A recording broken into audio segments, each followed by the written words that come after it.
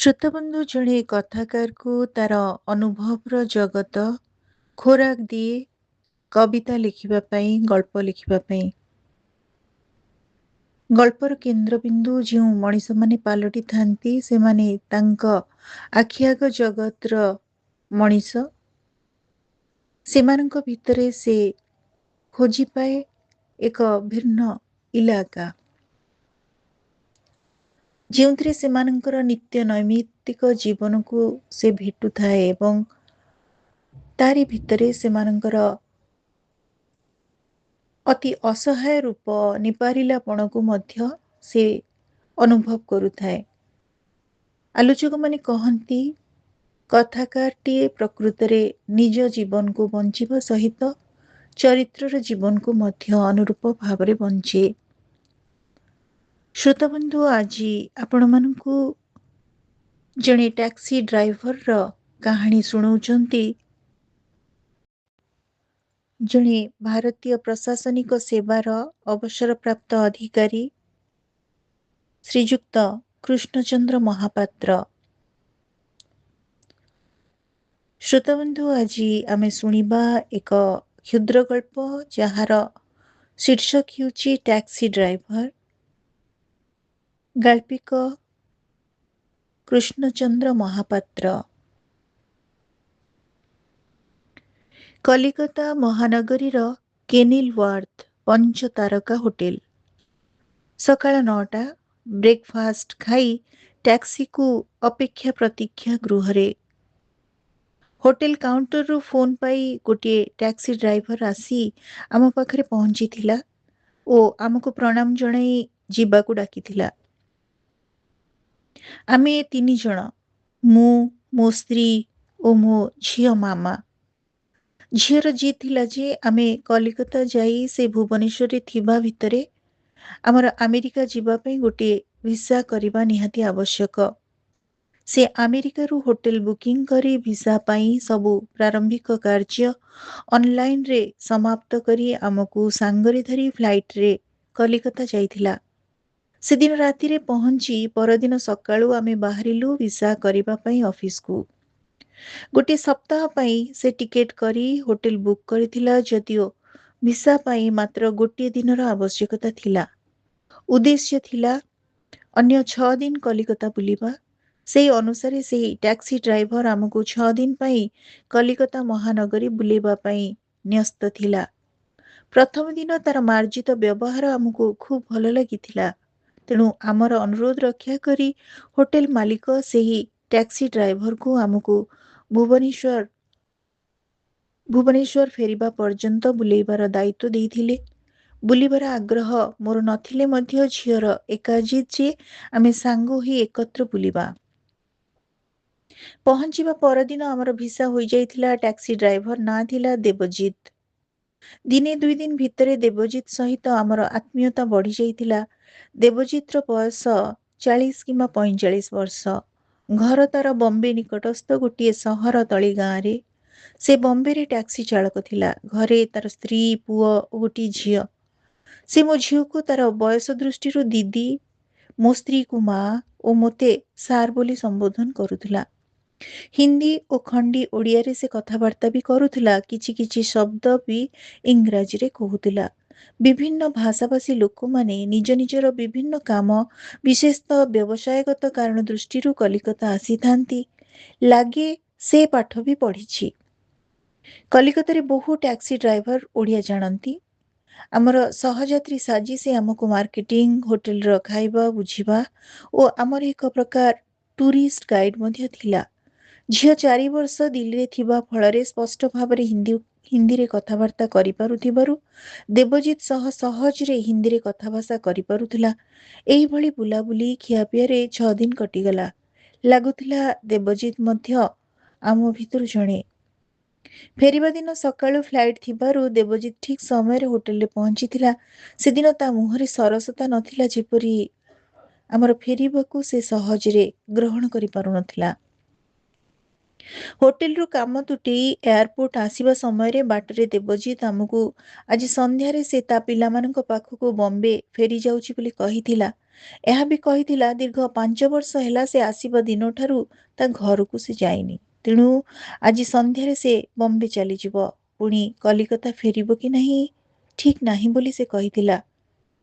ପ୍ରତି ମାସରେ ସେ ତା ଘରକୁ କିଛି ଟଙ୍କା ପଠେଇ ଦେଇ ତା କାମ ସାରିଦିଏ, କିନ୍ତୁ ଶୀଘ୍ର ଚାଲିଯିବା ପାଇଁ ଝିଅ ବାରମ୍ବାର ଫୋନ କରେ ବୋଲି କହିଥିଲା। ଲକ୍ଷ୍ୟ କଲୁ ଦେବଜିତ୍ ଆଖିରେ ଲୁହ। ଆମ ସହିତ ସେ ଏତେ ମିଶି ଯାଇଥିଲା ଯେ ଓ ତାର ଏତେ ଆତ୍ମୀୟତା ବଢି ଯାଇଥିଲା ଯେ ଆମକୁ ମଧ୍ୟ ଜଣେ ନିଜ ଲୋକକୁ ସବୁଦିନ ପାଇଁ ଛାଡି ଆସିବା ଭଳି ଲାଗୁଥାଏ। ଏୟାରପୋର୍ଟରେ ଦେବଜିତ୍ ତାର ଟେଲିଫୋନ ନମ୍ବର, ଘର ଠିକଣା, ଇମେଲ ଆଇଡି ସବୁ ଦେଇ ଝିଅଠାରୁ ଆମ ଟେଲିଫୋନ ନମ୍ବର, ଇମେଲ ଆଇଡି, ଘର ଠିକଣା ସବୁ ମାଗି ନେଇଥିଲା। 6 ଦିନ ଭିତରେ ସେ ଝିଅକୁ ଆମେରିକା କେତେ ବାଟ, ସମୁଦ୍ର ଉପରେ କେତେ ଘଣ୍ଟା ଉଡାଜାହାଜରେ ଯିବାକୁ ହୁଏ ସବୁ ପଚାରି ଆତ୍ମୀୟତାକୁ ଅଧିକ ନିବିଡ଼ କରିଦେଇଥିଲା। ଏୟାରପୋର୍ଟରେ ଓହ୍ଲେଇବା ପରେ ଦେବଜିତ୍ ତା ଲୁହ ସମ୍ବରଣ କରି ନପାରି କାନ୍ଦି ପକେଇଥିଲା। ଝିଅ ତାକୁ ବହୁତ ବୁଝେଇ 10,000 ଟଙ୍କା ଦେଇଥିଲା, ଯାହାକୁ ସେ ଗ୍ରହଣ କରିବାକୁ ପ୍ରଥମେ ଅନିଚ୍ଛୁକ ଥିଲେ ମଧ୍ୟ ଆମେ ସମସ୍ତେ ବାଧ୍ୟ କରିବାରୁ ଶେଷରେ ଗ୍ରହଣ କରିଥିଲା ଓ ଆମେ ତାକୁ ଫୋନ କରିବୁ ଓ ସେ ଆମକୁ ଫୋନ କଲେ ତା ସହିତ କଥା ହେବୁ ବୋଲି ପ୍ରତିଶ୍ରୁତି ଦେଇଥିଲୁ।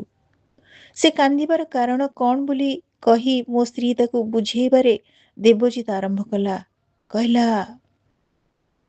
ମା, ମୁଁ ଆଜି ଘରକୁ ଚାଲିଯିବାର କାରଣ ଅଛି। ଘରେ ସେଦିନ ଗୋଟେ ପର୍ବ ଥାଏ, ଗାଁ ଉତ୍ସବ ମୁଖର ଥାଏ।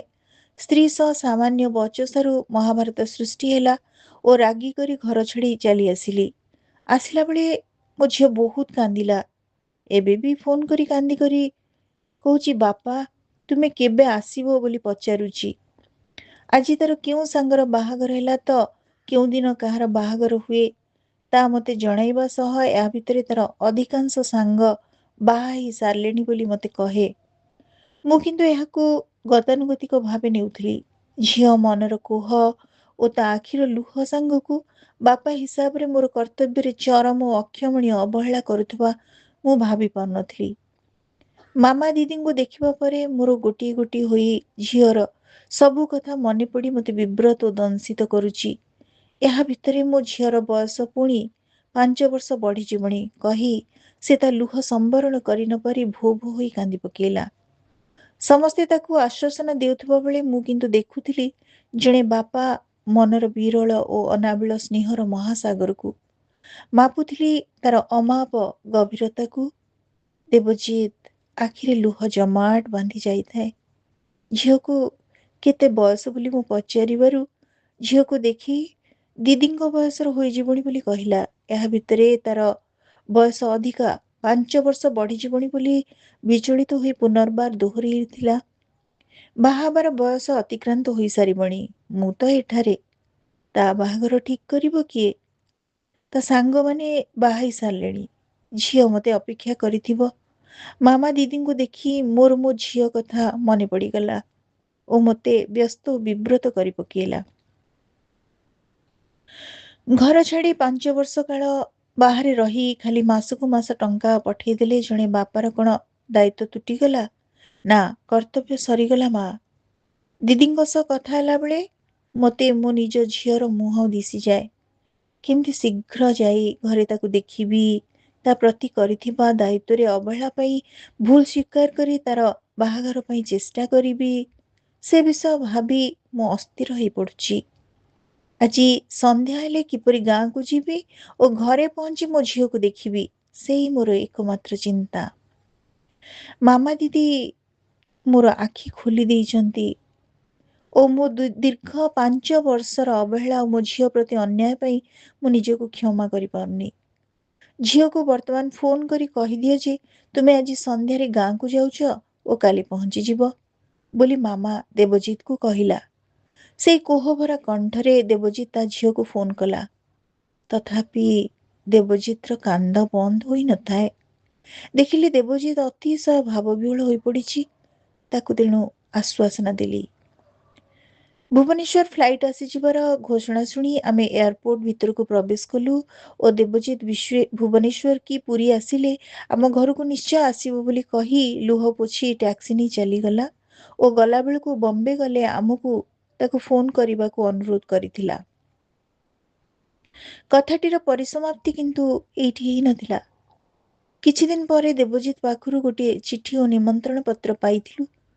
ଚିଠିରେ ଲେଖାଥିଲା ଯେ, ମା, ଆପଣମାନେ ଆସିପାରିବେନି ତା ମୁଁ ଜାଣିଛି, ତେବେ ଆପଣମାନଙ୍କର ଆଶୀର୍ବାଦ ଭିକ୍ଷା କରୁଛି। ଯଦି ଆପଣମାନଙ୍କ ସହ ମୋର କଲିକତାରେ ଦେଖା ହୋଇନଥାନ୍ତା, ତେବେ ମୋର ଝିଅ ଆଜି ପର୍ଯ୍ୟନ୍ତ ଅବିବାହିତ ରହିଯାଇଥାନ୍ତା। ଦିଦିଙ୍କୁ ଦେଖି ମୋର ଆଖି ଖୋଲି ଯାଇଥିଲା ଓ ବାପା ହିସାବରେ ମୋର କର୍ତ୍ତବ୍ୟରେ ଘୋର ଅବହେଳା କରିଛି ବୋଲି ମୁଁ ସଚେତନ ହୋଇ ଉଠିଥିଲି ଓ ସେଠାରେ ଚାକିରି ଛାଡ଼ି ଗାଁକୁ ଫେରିଆସି ଝିଅର ବାହାଘର ପାଇଁ ଚେଷ୍ଟା କରି ଶେଷରେ ଝିଅର ବହୁ ପ୍ରତୀକ୍ଷିତ ବାହାଘର ଏବେ ସମ୍ପୂର୍ଣ୍ଣ ହେବାକୁ ଯାଉଛି। ବାପା ହିସାବରେ ଆଜି ମୁଁ ଦାୟିତ୍ୱମୁକ୍ତ ହେବି। ଝିଅ ମୋତେ ଫୋନ୍ କଲାବେଳେ ତାର ସାଙ୍ଗମାନଙ୍କର ବାହାଘର କଥା କୁହେ। ବାପା, ଆଜି ଅମୁକର ବାହାଘର ତ, କିଛି ଦିନ ପରେ ଆଉ କେଉଁ ସାଙ୍ଗର ବାହାଘର। ଏଇ 5 ବର୍ଷ ଭିତରେ ଯେ ତାର ବିବାହ ଯୋଗ୍ୟ ବୟସ ଆହୁରି 5 ବର୍ଷ ବଢ଼ିଯିବଣି, ସେ କଥା ମୁଁ ହୃଦୟଙ୍ଗମ କରିପାରିନଥିଲି, ଯାହା ମାମା ଦିଦିଙ୍କୁ ଦେଖିବା ପରେ ମୋ ମନକୁ ବିବ୍ରତ ଓ ଭାରାକ୍ରାନ୍ତ କରିଦେଇଥିଲା ବୋଲି ପୁନର୍ବାର ଚିଠିରେ ପ୍ରକାଶ କରିବାକୁ ସେ ଭୁଲି ନଥିଲା। ପୁନର୍ବାର ଆପଣମାନଙ୍କର ଆଶୀର୍ବାଦ କାମନା କରି ରହିଲି। ପ୍ରଣାମ, ଇତି ଆପଣଙ୍କର ଦେବଜିତ୍। ଏହା ଥିଲା ଏକ ବାପା ମନର ଆବେଗଭରା ପିତୃସ୍ନେହର ଲୁହଭିଜା ଅଭିବ୍ୟକ୍ତି, ଯାହା ତାକୁ ସେଦିନ ନିଜର ଦାୟିତ୍ୱ ପ୍ରତି ସଚେତନ କରାଇ ଦେଇଥିଲା। ପଢ଼ିସାରି ଦେବଜିତ୍ ପାଖକୁ କିଛି ଟଙ୍କା ବାହାଘରରେ ଝିଅ ଜ୍ୱାଇଁଙ୍କୁ ଆମ ତରଫରୁ ଉପହାର ଦେଇଦେବାକୁ ପଠାଇ ଦେଇଥିଲୁ, ଯାହା ବାସ୍ ସେତିକି ଦେବଜିତ୍ ସହିତ ଆମର ସଂଯୋଗ। ଶ୍ରୋତାବନ୍ଧୁ, ଆଜି ଆମେ ଶୁଣୁଥିଲେ ଜଣେ ଭାରତୀୟ ପ୍ରଶାସନିକ ସେବାର ଅବସରପ୍ରାପ୍ତ ଅଧିକାରୀ, ଜଣେ ସୁଲେଖକ, ସ୍ତମ୍ଭକାର, ଶ୍ରୀଯୁକ୍ତ କୃଷ୍ଣଚନ୍ଦ୍ର ମହାପାତ୍ରଙ୍କ ଦ୍ୱାରା ଲିଖିତ ଶୀର୍ଷକ ଗଳ୍ପ ଟ୍ୟାକ୍ସି ଡ୍ରାଇଭର। ଆଜିର ଏହି କ୍ଷୁଦ୍ର ଗଳ୍ପଟି ଆପଣମାନଙ୍କୁ କେମିତି ଲାଗିଲା? ଆପଣମାନଙ୍କ ମତାମତ ଅପେକ୍ଷାରେ ରହୁଛି। ଧନ୍ୟବାଦ।